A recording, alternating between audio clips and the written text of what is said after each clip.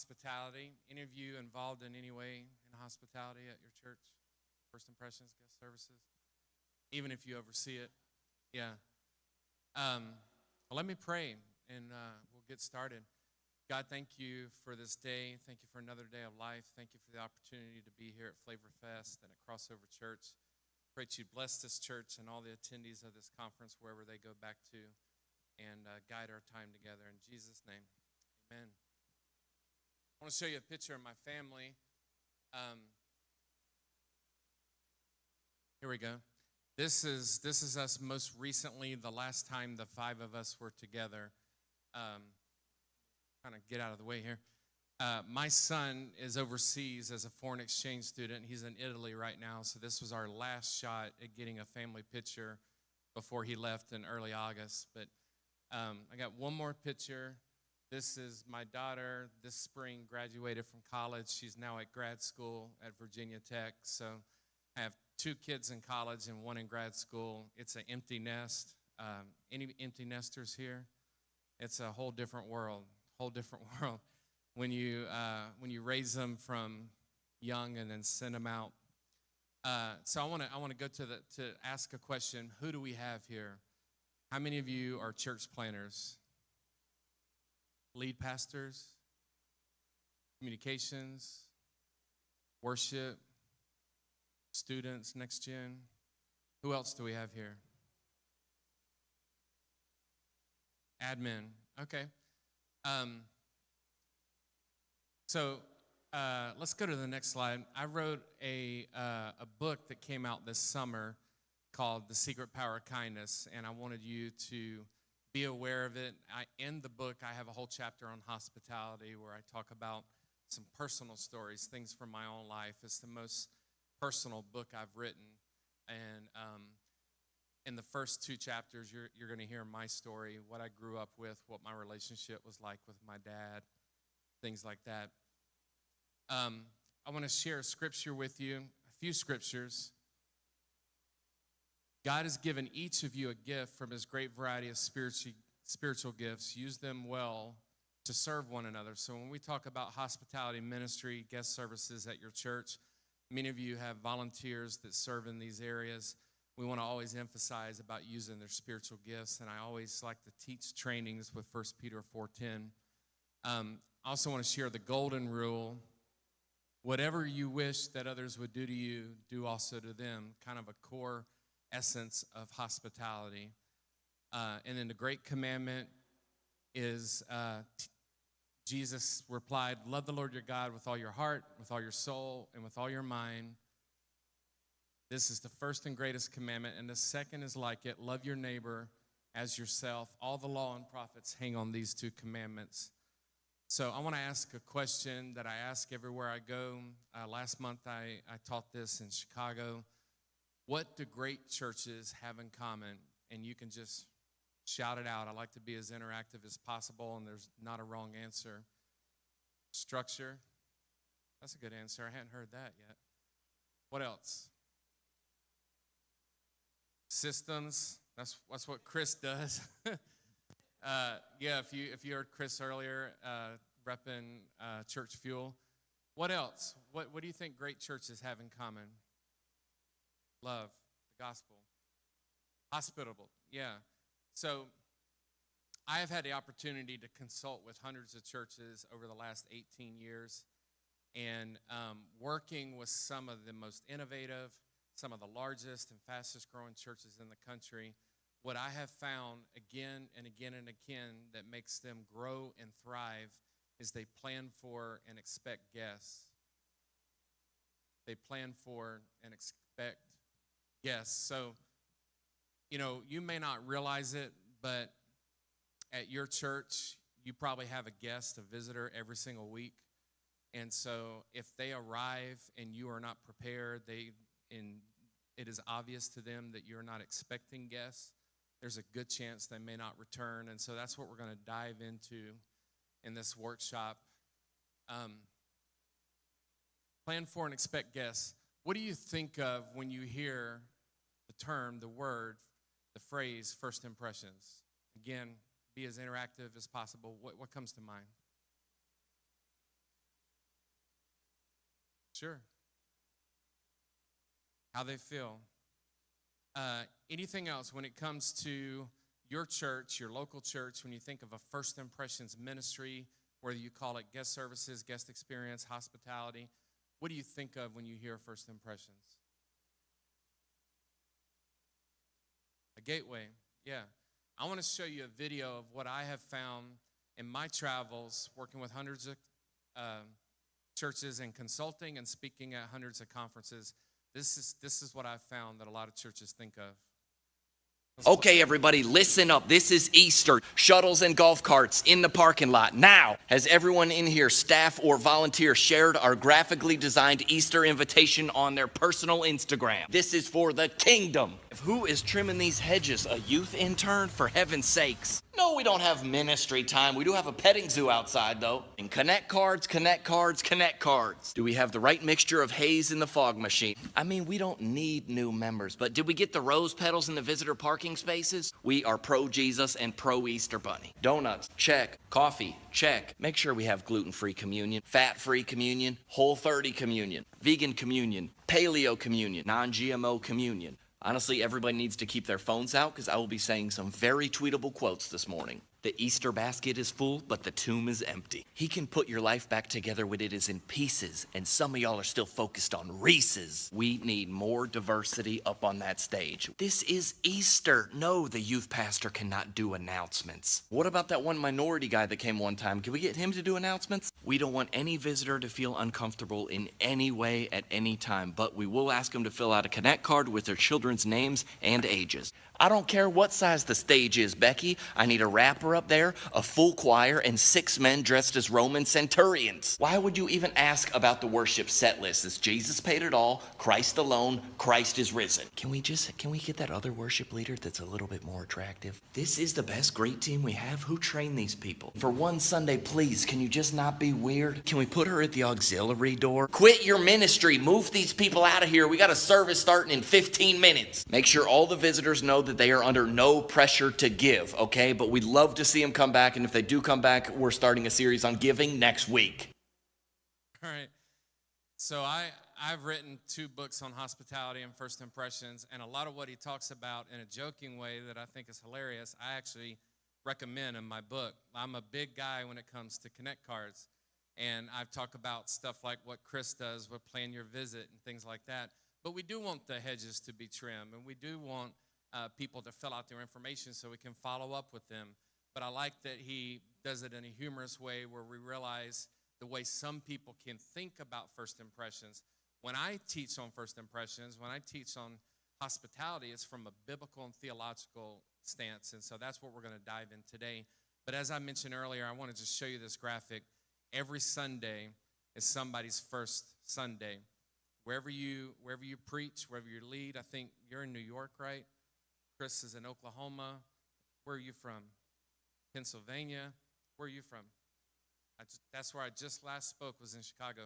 Sir, where are you from up front? Oh, Waco. It's been a long time since I've been there. I used to live in Dallas. But wherever you are, every Sunday is somebody's first Sunday. I used to pastor a small multi-site campus at a multi-site church.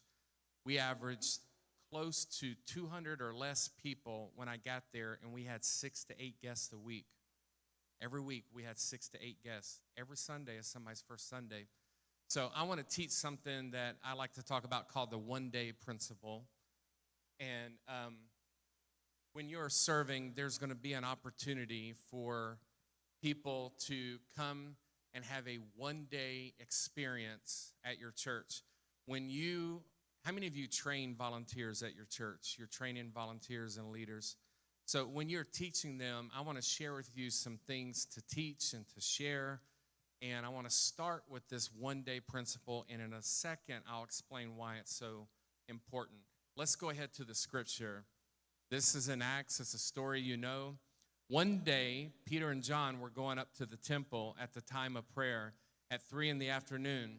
Now a man who was lame from birth was being carried to the temple gate called Beautiful, where he was put every day to beg from those going into the temple courts. When he saw Peter and John about to enter, he asked them for money. Peter looked straight at him, as did John. Then Peter said, "Look at us." So the man gave them his attention, expecting to get something from them.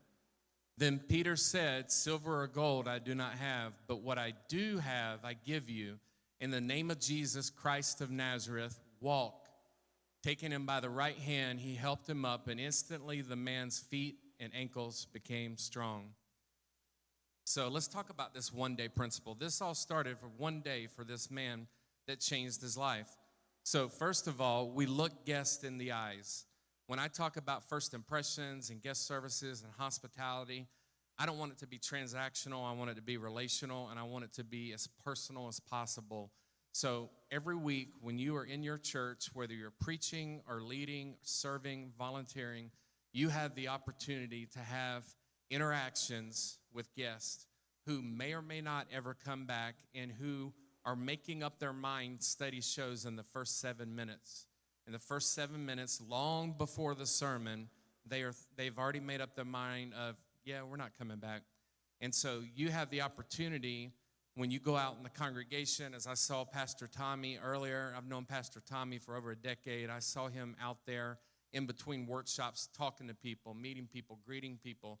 I had asked him a question, and he said, "Hold on one sec, I want to go greet people in between sessions." So you have the opportunity to be genuine, authentic, real, down to earth with people. So let's start by looking them in the eyes. Acknowledging a person by simply looking them in the eyes expresses respect, interest, appreciation, and understanding. And so that's very important, as you can imagine. Let's go to the next one. We speak positive words. Using encouraging words can have a life-changing effect on the person who hears them. You know, last night I was backstage before the opening session, and Pastor Tommy wanted me to meet Tony Gaskins. And so Tony and I were talking, and there was a man sitting on the couch just watching, and I took the opportunity to look at him, look him in the eyes, and say, "Hey, my name's Greg," because Pastor Tommy had introduced me to Tony. I didn't know who this man was. Turns out it was his father that he talked about on the stage last night and said, "My father's here with me," and you heard the respect that he had for his father. And I didn't want him to go unnoticed and not mentioned to, so not knowing who the man was, I just said, "Hey, I'm Greg," looking somebody in the eyes. And then last night after the session, after Tony talked, I found him and I found his father, and I encouraged his father with positive words and said, "You have got to be proud." I said, "I have a son, an adult son. You got to be proud. This was an incredible talk that Tony just gave." So use positive and encouraging words. Let's go to the next one. We focus on individuals. This is hard as your church plant grows and you get bigger and bigger. And I know Chris, like me, has experience with mega churches and working in a large context. Focusing on individuals, treating guests as individuals helps them feel like they are a part of the community, not lost in a crowd. So the larger your church grows, when you grow past 100 and you go past 200 and you get to 500, as your church starts to grow in whatever context and city you're in, it's going to be harder to have that individual focus, to look people in the eyes, to speak encouraging words. And so I want to encourage you to always have that top of mind. Andy Stanley said years ago, "Do for one what you wish you could do for everyone." So as Pastor Tommy's walking around greeting people, he may not be able to hit all 500 to 700 people that are here, but the time that he interacts with, say, Chris one-on-one, talking to him, that's going to mean something to him. So do for one what you wish you could do for all. Try to treat people as individuals. Let's go to the next slide. This is a training question that I ask everybody. So not only do I equip pastors and church leaders, but I will sometimes go to their churches, to large churches, and train hundreds of their volunteers. So in a First Impressions guest services ministry, you're going to have greeters and ushers and parking team and section hosts and welcome center people and next steps people. You're going to have all these people that serve in a lot of areas, but it's been proven that the best way to start teaching is to start with the why. Simon Sinek, most famous TED Talk of all time, about knowing your why. If people know their why, they'll do almost any what. And so I want to share a video with you that kind of drives that point home. Let's share that. The series is called How Do I Know? And a lot of times when people hear the phrase, how do I know, the next thing they say is what? How do I know what? But the key really isn't to know what. The key is to know why. Because when you know your why, you have options on what your what can be. For instance, my why is to inspire people to walk in purpose. My what is stand-up comedy. My what is writing books. My what can be going out with some friends to eat. In fact, another what that has moved me towards my why is a web series that we have out now called Break Time. So every Wednesday at 3 o'clock, you should subscribe to the channel. We do a series called Break Time on YouTube. So 3 o'clock, we drop a new episode. One episode in particular, I'm about to show you a clip to. We were in Winston-Salem. So break time, this is how it works. I travel the country, I do stand-up comedy, probably an hour and a half at an event. And in the middle of my show, I'll just sit down and start talking to the audience. And funny just happens. Or I'll meet somebody who's really interesting. So I met this one guy, and he said that he teaches music at a school. I was like, all right, you teach music, can you sing? And then I'm just gonna show you the clip. Check it. So you're a musical director. Cool. Yes, sir. All right, so let me get a couple bars of like Amazing Grace. Can you do the first part of that? Go ahead. Amazing grace, how sweet the sound that saved a wretch like me. Wow. That bro could sing. You know what I'm saying? All right. Now, what you give me the version is if your uncle just got out of jail, you got shot in the back when you was a kid. I'm just saying, let me see the hood version real quick, if you know which version I'm talking about. Just see if that exists. Let me see what you got. Amazing grace, how sweet the sound that saved a wretch like me.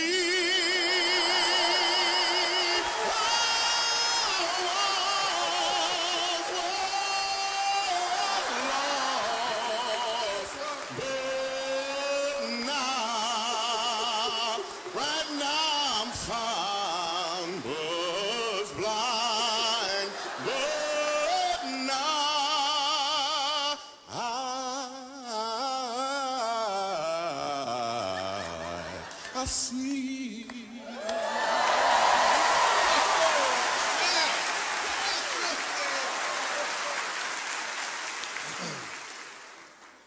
So here's the thing. The first time I asked him to sing, he knew what he was doing.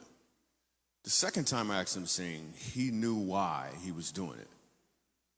When you know your why, your what has more impact because you're walking in or towards your purpose. Pretty cool. He said that he was in Winston-Salem, and I spent the entire flight out here from Charlotte sitting next to a woman who was from Winston-Salem, talking to her the whole time, looking her in the eyes, speaking positive words. I could tell she was struggling, and had the opportunity to, encourage her, and she just happened to be from Winston-Salem. So the last 9 years ago, when I last ate with Pastor Tommy, I was on staff at Transformation Church with Dr. Doran Gray. And after that, for the last 7 years, I was a part of an inner city church plant in my city in South Carolina, where I lived, which is a suburb of Charlotte. And my pastor, who was my best friend, we just recently moved to North Charlotte, so I'm not in that city anymore. We wanted to be close to my in-laws. But my pastor asked me if I would start a First Impressions ministry at this church plant of 30 people. One time, it was crowded and we had 40, but usually it was about 25 to 30 people. And he asked me, because he knew I traveled all over the country consulting with large churches. I run a conference called the First Impressions Conference, and I've written books on first impressions. He said, would you help us out here at the church plant? And so we started a greeter team, and I remember the first week I had gotten our greeters these black T-shirts that in white said hello, and it had a little logo of the church on the back neck, but it said hello in white. And we had a African-American man, good friend of mine named Ori, that was a little younger than me, and then a 70-year-old white woman named Miss Janice, and they were our two greeters out front greeting people, Ori and Miss Janice. And that's how we started. We had, like I said, 30 people a week, but I know what it's like to start from nothing. So when I started with them, and we would meet in the morning before the service and have a dream team huddle, because we were the Dream Center. When we had a dream team huddle, I had told the pastor, and he'd asked me to share a couple times, that we always start with the why, as Michael Jr. So, and I've known Michael Jr. since 2005 in LA, but starting with the why allows them, like he said, to walk in their purpose. So let me see the next slide. We're going to talk about preparing for guests. You guys, we said it earlier, every Sunday is somebody's first Sunday. So this Sunday, if you're back at your church, you're going to have guests coming. Next Sunday, you're going to have guests coming. So what do we do when we have company over? And I mean in your personal life. If I were to come to your home Friday night, what do you do to prepare for company? Clean up. Throw stuff in a room nobody can see. Put away the laundry. Light a candle. Maybe cook some snacks or some fresh chocolate chip cookies, something that smells good. We prepare. We clean up. And so what I have said for the last 3 decades is company's coming. Are we ready? Company is coming this Sunday. Are we ready? So I wrote a book called Secrets of a Secret Shopper. That's why these backgrounds are green. This talk used to go with the Secret Shopper book. But I'm known for doing secret shoppers, and I thought there's more churches in America, North America, that are 200 people or less that cannot afford to bring in an outside consultant. So why don't I just write a book that tells them everything I look for so they can just buy the book for $10 instead of trying to fly me out? So in the book, I give a lot of tips and secrets and what I do behind the scenes. But one of those things is teaching people to prepare for company. And so company's coming. Are you ready? Let's look at the next slide. I want to talk about hospitality, and we're going to go a little bit deeper and get into what some people have taught over the years about hospitality. Can I get that next slide? This is a quote that I want to read. Hospitality means primarily the creation of free space where the stranger can enter and become a friend instead of an enemy. Hospitality is not to change people, but to offer them space where change can take place. Let's go to the next slide. It is not to bring men and women over to our side, but to offer freedom not disturbed by dividing lines. And then I want to show the next slide. It's a little segment of that quote that I think is the most potent, most powerful thing that Henry Nouwen said. Hospitality is not to change people, but to offer them space where change can take place. So, your job as the pastor, the preacher, is to share the good news, to share the gospel, to teach the word. But what we do in First Impressions ministry, and those of us that serve in hospitality as ushers and greeters and parking team, is to create space and to allow them to be, as the quote said, undisturbed. So if I come to your church and I'm distracted by weird stuff in the parking lot and getting lost because there's no directional signage, and I don't know where the restrooms are, and I don't know where to check in my kids, and I am so flustered by the time I sit down in the auditorium, I'm not paying attention to your sermon. You could have worked on it all week, but I am mad because of the experience I had in the parking lot, or I am upset because it took me so long, because of systems, it took me so long to check in my kids that I'm now late to service and I missed the first song. And so if your children's ministry is a bottleneck, and it takes a long time to register a new kid and a new family, I have seen this. I have witnessed this consulting with churches.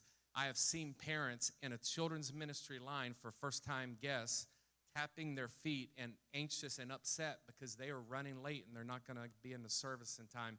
So we want to create space. That's what hospitality does. You're going to share the good news. They can have an encounter with the living God. That's what it's all about. We want them to encounter the living God, but we, as people that care about hospitality, want to create space so that can happen. Let's go to the next slide. Why does hospitality matter? So what I do in my teaching and my writing is make a biblical case for it. And so hospitality is not just a cool new ministry. It's not just cool to have first impressions at our church, like the video I showed earlier of John Christ with everything being perfect. Hospitality has a very deep, rich history. That's where we get the word hospital. It's where we get the word hospice. It all goes back to the root of hospitality from the very beginning. So I want to read this next part. While hospitality may sometimes be perceived as a unique gifting for some people, Scripture is clear that loving strangers is a biblical mandate to anyone who follows Jesus.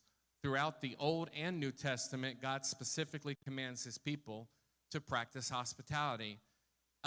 In Leviticus, this is the Old Testament, if you look at the second sentence, you shall treat the stranger who sojourns with you as the native among you. So in the very beginning, this is Leviticus, this is pretty far back.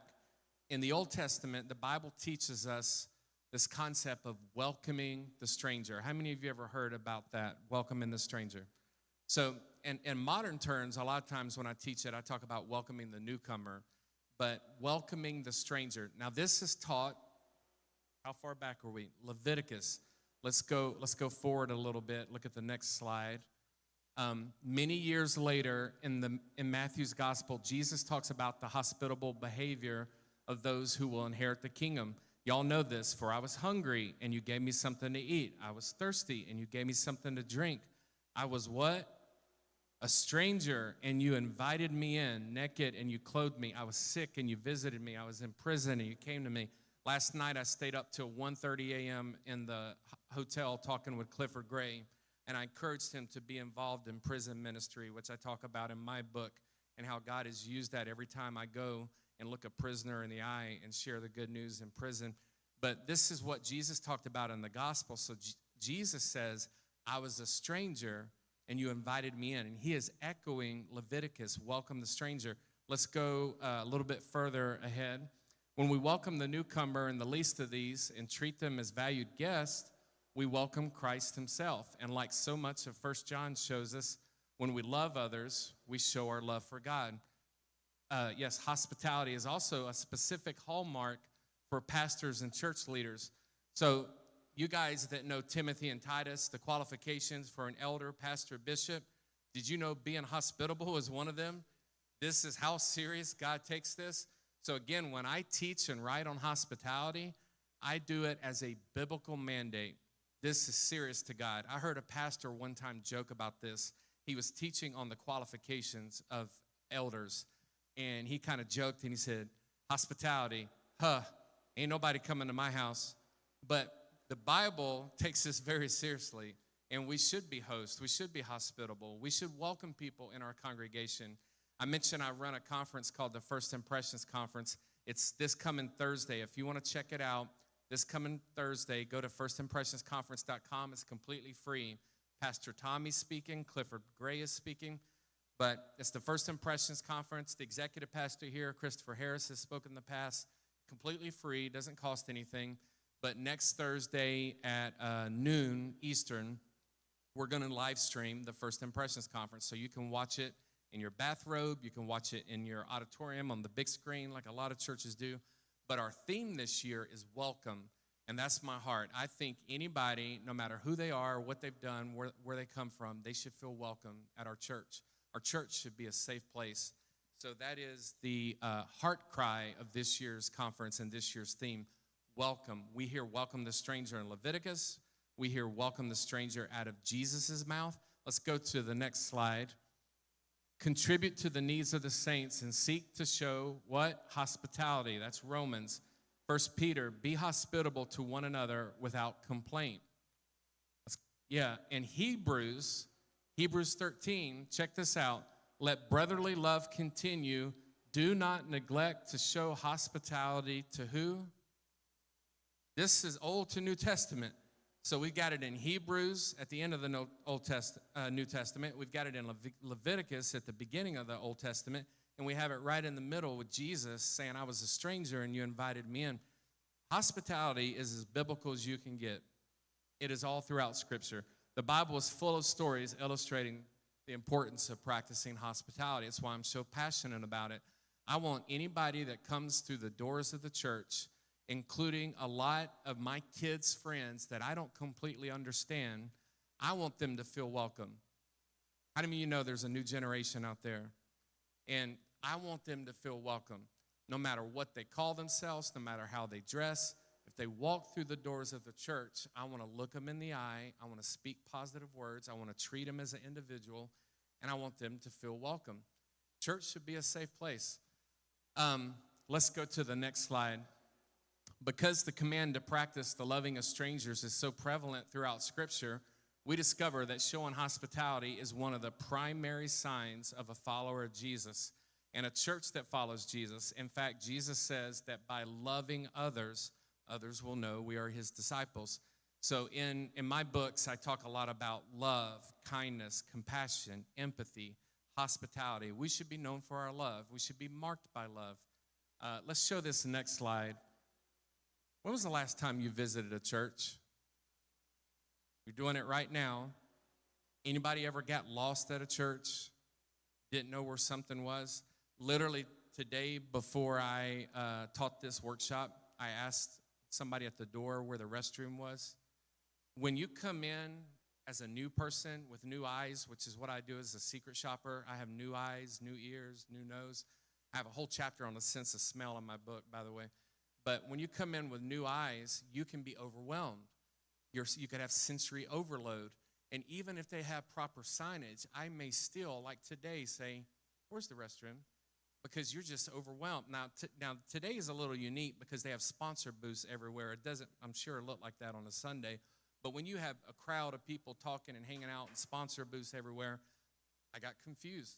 So I had to ask where the restroom was. So when you visit a church, and I always encourage pastors, if you are on vacation and you get the opportunity or you have a Sunday off, go check somebody else out. That's how we learn. That's how we grow. That's how we get new ideas and inspiration of, oh, wow, they're doing such and such. That's a good idea. I'm going to take that and I'm going to put my spin on it, and we're going to make it something all of our own. But you can get inspired checking out other churches. But when you visit a church, let's go to the next slide. Here's what we experience, and I talk about this a lot, the cringe factor. And I have experienced this. My phone is blowing up. I apologize. I keep looking at my watch why it's vibrating. But, when you have 3 adult kids that are out of the country and out of the house and in 3 different states, you look down to see if their name pops up just to make sure everything is okay. That's my dad life. But the cringe factor, so what we do as pastors and church leaders, and I did this my whole career as a pastor, is I would encourage people, hey, I want you to invite your friends, family, neighbors, coworkers, classmates to church. We'll share the good news, and we will not embarrass you. That was always my promise. We work hard. We're going to have seamless transitions. We're going to make sure they're welcome. We're not going to embarrass you. Would you please invite your friends, family, neighbors, coworkers, classmates? And we would encourage them to come. So what happens is you have some good, faithful people in your congregation, and they take you up on that. They've been building a relationship with their neighbor for 7 years, and they work up the courage to walk across the street and say, Bob, would you be my guest at my church this Sunday? Studies show that 80% of people would come if they were just invited. So Bob says, yeah, I'll come. I'll check it out. This literally just happened to me. This is how it's so fresh in my mind, the cringe factor. What happens with the cringe factor is your leader in your church steps out in faith, invites their neighbor or coworker. They come on Sunday, and what do they want? They want everything to be perfect. That's the cringe factor. They want everything to be right in the parking lot.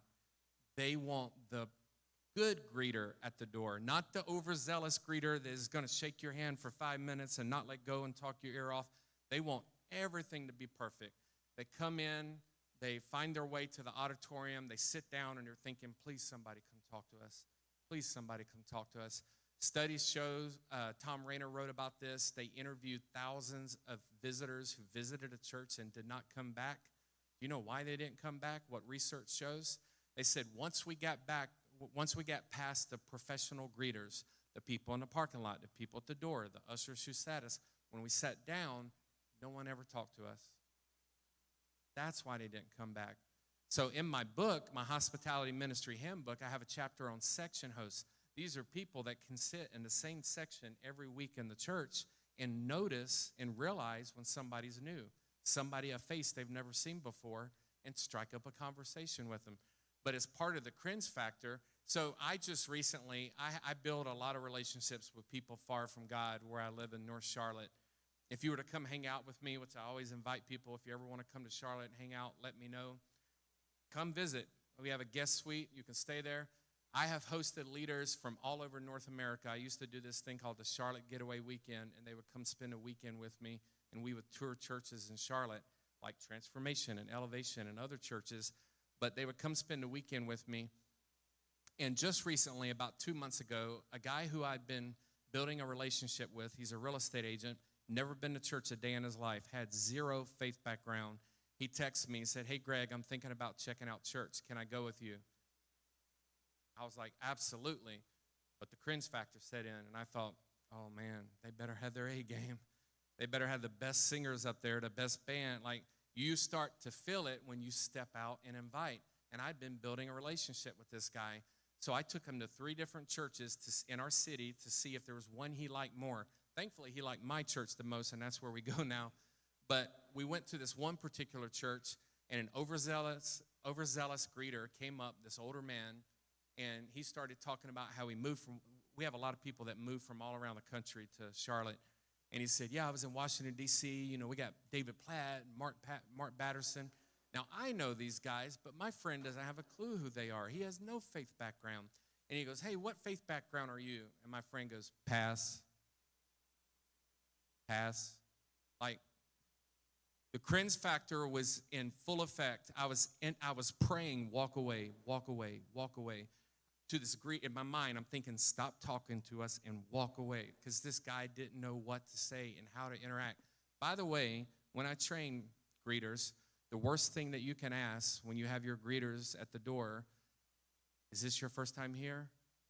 Don't ever ask that, because what's going to happen is somebody's going to say, no, I've been going here 5 years. They're going to get offended. What we say is, hey, my name's Greg. I've never met you before. What's your name? Cool. How long have you been coming here? 3 years. Oh, awesome. I've only been here 2. I hadn't had a chance to meet you yet. That's awesome. Welcome. Or you say, how long have you been coming here? Actually, it's our first day. Great. Can I show you around? But don't start with, is it your first time here? Because somebody who's been going for 8 years sitting in the same seat is going to get upset. And that actually happened when I consulted with a church here in Tampa one time. The greeter asked me, is it your first time here? So when I told the pastor over lunch, he was like, we tell them not to say that. So your training, as you guys know, you have to reinforce it over and over and over. You can't do one training and be done. There's no one and done. So this cringe factor happened to me recently. You know, you're sitting in the congregation, you've invited a guest, and you're thinking, please don't preach on money today. Please don't preach on money. And all these thoughts are going through your people's mind when they step out and invite. But check it out. 3 weeks ago, we're at my church. It's my buddy, Scott, the real estate agent, no faith background whatsoever. His wife is next to him. We're sitting there. My pastor, at the end of the service, gives an invitation. He said, if you want to accept Christ today, if you'll just raise your hand where you are, I want to pray with you. And I see my buddy Scott's hand go up. And I was like, that's what it's all about. When I met Scott, he had never been to church. But I wrote a book about kindness, and he noticed my kindness, and he resonated with the stories that I shared in the book of people who have lived with us, people we have hosted. We just had somebody else move out of our house that just was there for the last 4 months. She moved out last weekend. But if you do want to come, let me know. We have a guest suite. I want to show you this next slide. What I value is people, excellence, honor, respect, love, compassion, grace, hospitality. These are like core values. This may not be values for your church, but for me as a person, this is something I value, and this is what I look for in others and try to be for others. Let me show you this next slide. This is what can keep people up at night. If you weren't on staff at your church, would you attend your church? That's the hard question. If you weren't the pastor, would you go to your church or the other church in town? That's what keeps you up at night. Because I have been at a point in my career where I was on staff at a church, but I wanted to attend another church down the road that had it together, that had systems like Chris helps churches with. They had things that were running smooth, and they just seemed to have this momentum and morale. You know, I got to see up close behind the scenes at Elevation Church there in Charlotte, and I have never in my life seen such momentum and morale. And you know what it was? They would have a baptism every week. Every week, people were seeing people get baptized.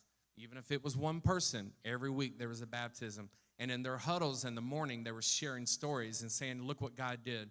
This is Stacy. Stacy was the greeter that met Kathy last week. Kathy accepted Christ after the service. She's getting baptized today. The crowd goes crazy. They're in this huddle, this rally, and they're celebrating. They got a DJ. They're pumped up because of what God is doing, momentum and morale. I'll talk about that more in just a second. Let me show this next slide. This is a church I've kept up with for well over a decade, been there in person. This is Cross Point Church in Nashville. And what I like to do, and what I do as a job as a consultant, but I also do it just for the heck of it, is I like to check out church websites and critique them.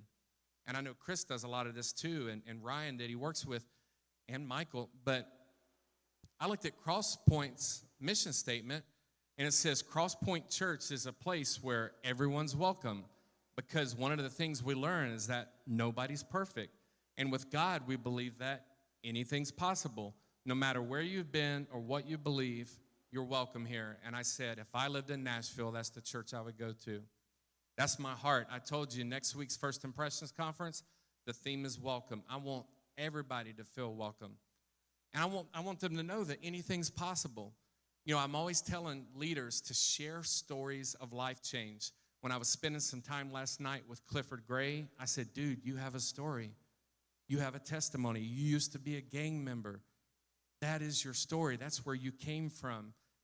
I want them to know that anything's possible. And so think through the mission statement on your church website. Is it that welcoming and inviting where if I'm in your city and I Google churches in your city and your church comes up, and hopefully it comes up first. That's something that Chris and him help with.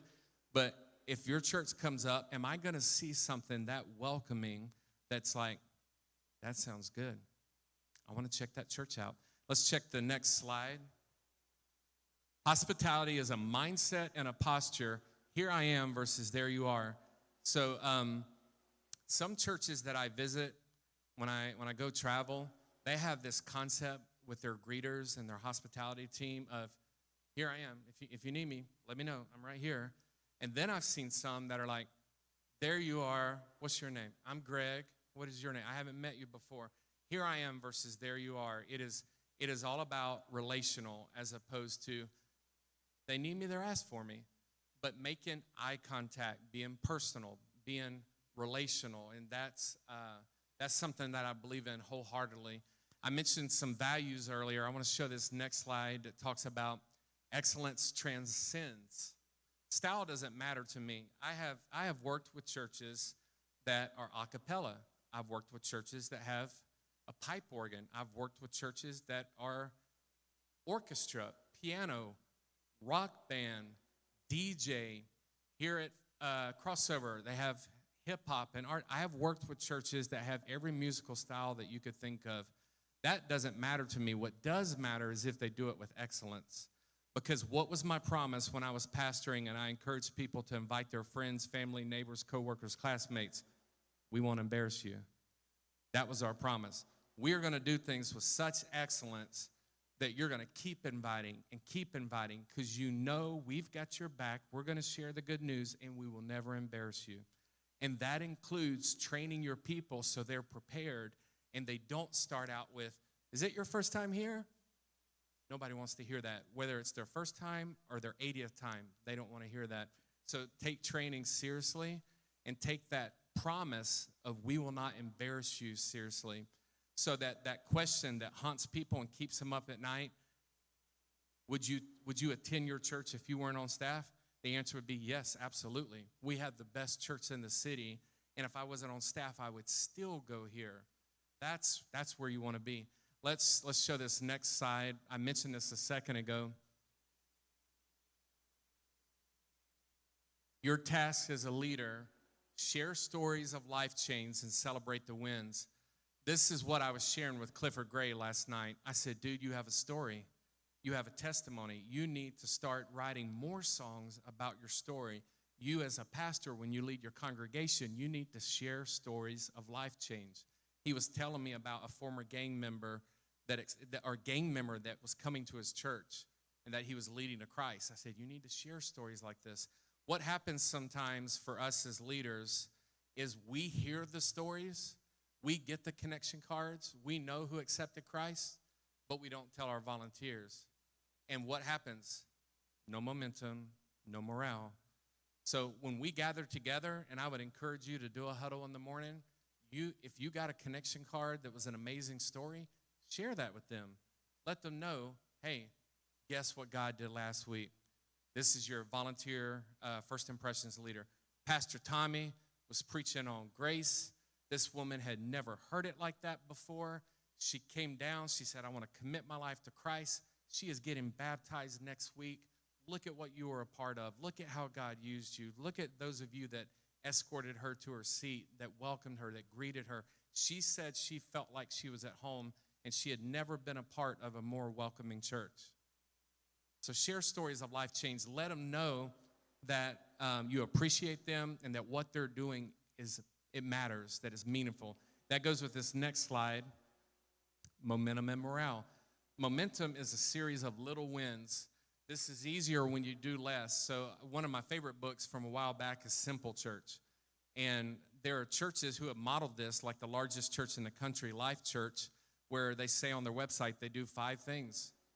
It's like outreach, students, worship, small group. Like it's just 5 things that they do. So to do things with excellence, to do things well, to really prioritize what you want to do. But momentum is a series of little wins. And when you can share stories of life change, when you can share testimonies, I shared a post on social media this week that kind of took people by surprise. It was a post of showing that Dave Kinnaman, the president and CEO of Barna Research Group, and we know that Barna knows research, Barna Research Group said people are impacted more by stories of life change than polished sermons. So I shared that online, and it ruffled some feathers with pastors that worked so hard to have a polished sermon. And I'm saying, hand somebody the mic and let them tell what God did in their life. Do a video of life change. There are churches that when they baptize, they'll give the person the mic and say, tell us your testimony, tell us your story. Or if they're worried about time, they video it in advance and edit it and cut it down. But it has been proven by Barna Research and science that more people are impacted by stories of life change, and the quote said, by lay people than polished sermons. Keep preaching the sermons, but share stories of life change, because that's where the momentum's going to come from. And momentum is a series of little wins. And if you start stacking up wins and sharing story after story after story, what happens is your congregation turns into inviters. I love what's happened at my church some more, that I invite people. My favorite waitress at my favorite Mexican restaurant, her and her husband have sat next to me 3 weeks in a row at church. When you are excited about what God's doing, you become a bringer. You become an inviter. And your people will too if you have that momentum and that morale. So I would hope that you would prayerfully consider that and work on that. Let's look at the next slide.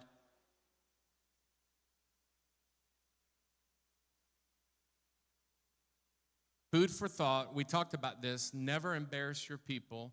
Remember the cringe factor and fight for excellence in all areas of your church's ministry. And in a quote that I became known for years ago, never assume people know anything. Don't assume they know where the bathroom is. Don't assume they know where the children's check-in is. Don't assume that they know that there's a first-time parking place. You wouldn't believe how many churches I work with, that I'll park in a space far away, and then later in the consultation, they'll say, oh, we had first-time guest parking up front. You could have parked there. And I said, who was directing me to that? Who was out there pointing me to the first-time guest parking? Never assume people know anything.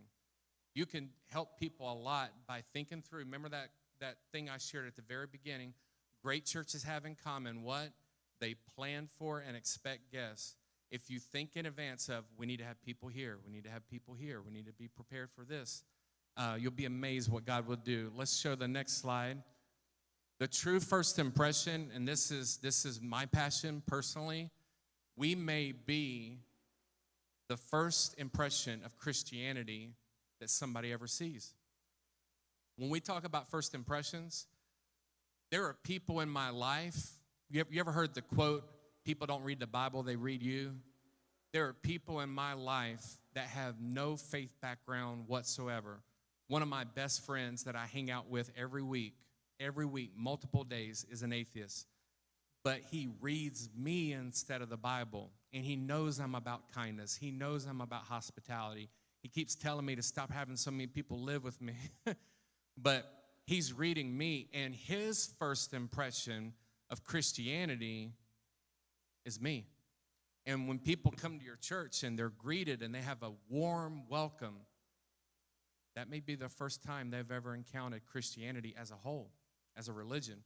And so, pastors, I always encourage you, when you come up, when you take the stage, two things you want to do is welcome first-time guests. Say, hey, my name is Pastor Tommy. I'm one of the pastors on staff here. If it's your first time, I just want to say thank you for coming.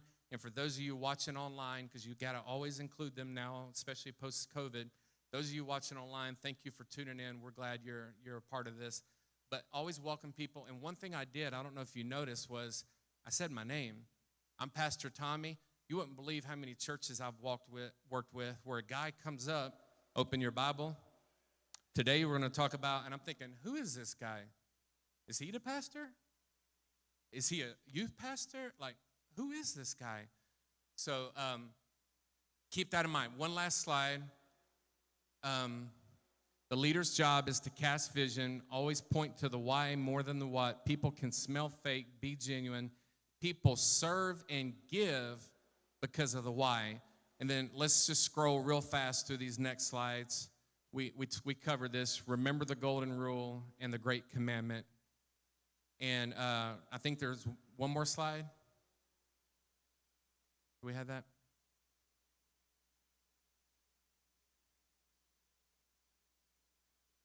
There should be a green slide at the end. It's got my contact info. I want to give them that.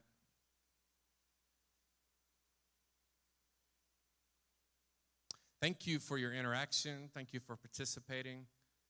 I want to make sure you know about two things. This is a new conference that I just started. We're going to host here at Crossover in February called Entre Church, the Entrepreneurial Church Conference. Pastor Tommy's on the board, and we're going to be right here in February at Crossover Church, entre.church. If you want to check us out online, entre.church, the Entrepreneurial Church Conference. And then this coming Thursday, firstimpressionsconference.com. It's totally free. You can watch the live stream of the First Impressions Conference. You can hear Tommy's talk that he recorded just for this conference. And thank you for having me. Again, my name's Greg Atkinson. You can find me at gregatkinson.com. Just look for my name, gregatkinson.com, and every one of my social channels is right there for you to connect with. Thank you, guys.